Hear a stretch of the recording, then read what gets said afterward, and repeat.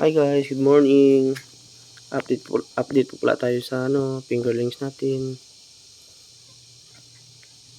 13 days pa lang 13 days pa lang sila guys, simula nung ginawa ko sa hatchery.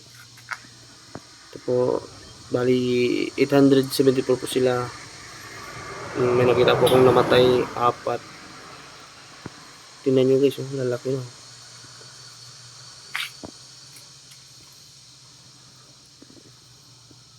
$13 days pa lang po sila.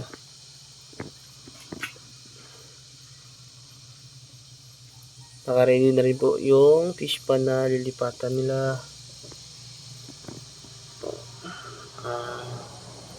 Mamaya video ko yung nilipatan nila.